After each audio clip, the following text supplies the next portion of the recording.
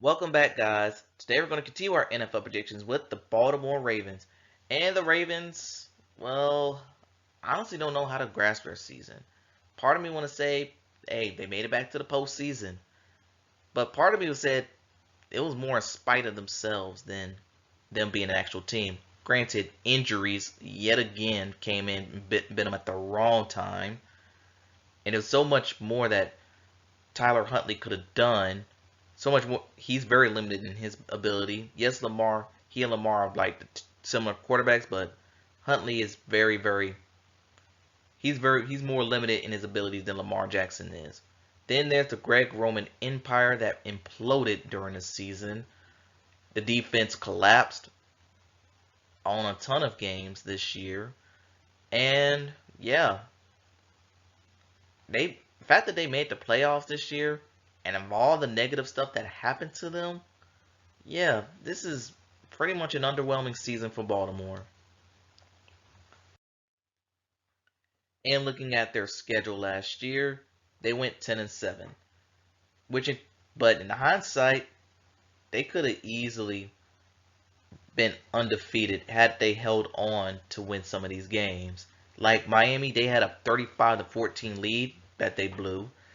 Against Buffalo, they had a 20 to 10 lead that they blew. Same thing with the New York Giants.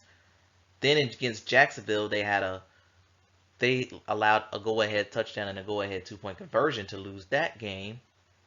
And then Pittsburgh Steelers week 17, they could have easily gave Mike Tomlin his first losing record, but Kenny Pickett drove down the field and scored the team's only touchdown within the last minute.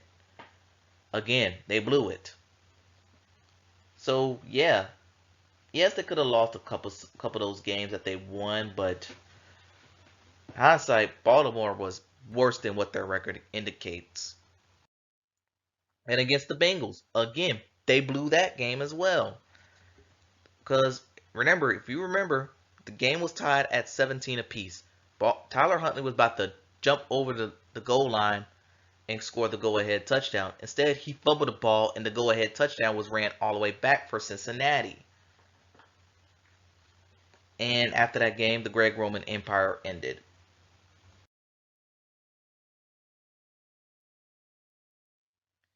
And let's take a look at some highlights for this team.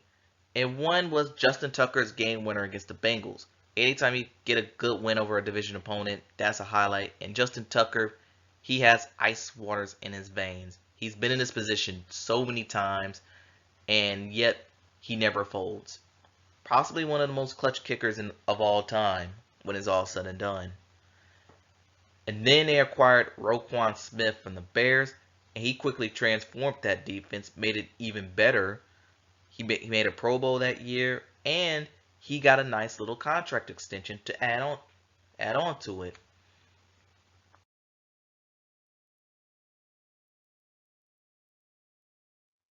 Then we had the lowlights, and for a 10 and 7 team, I felt there was more lowlights than what you happened. For one, endless choking. They choked a ton of games away, where they had 10-point leads, or even a simple 6-point lead or 3-point lead.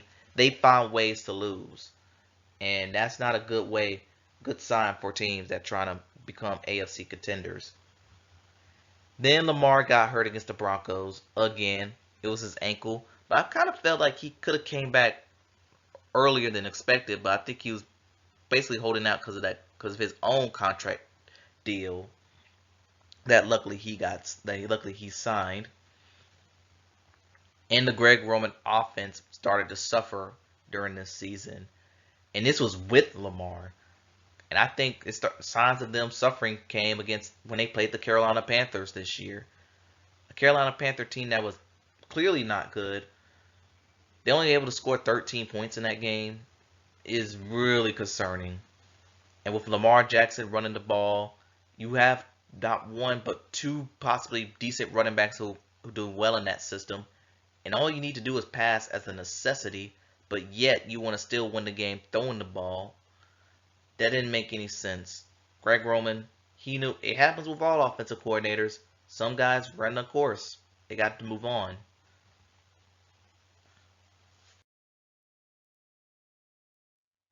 and onto their acquisitions. And their big ones is at the wide receiver position.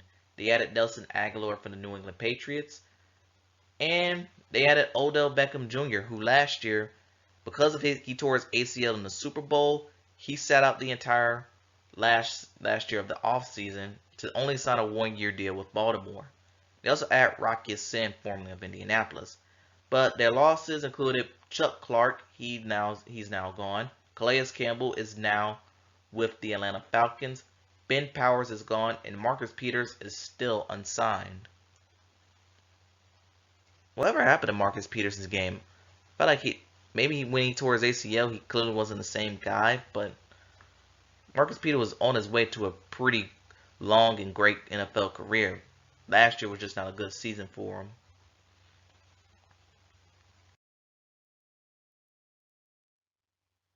And in the draft, they actually had a pretty good draft, if you ask me. They took Zay Flowers, another wide receiver downfield target from Boston College, and he also added a linebacker, Trenton Simpson from Clemson. They also added Tavarius Robinson to possibly replace Calais Campbell, and with their seventh round pick, a possible replacement for Ben Powers and Andrew Voorhees from USC. So Baltimore, can they, with their new offensive weapons, Lamar got his contract. Can they get back over the hump and make a deeper run in the AFC postseason? Let's take a look.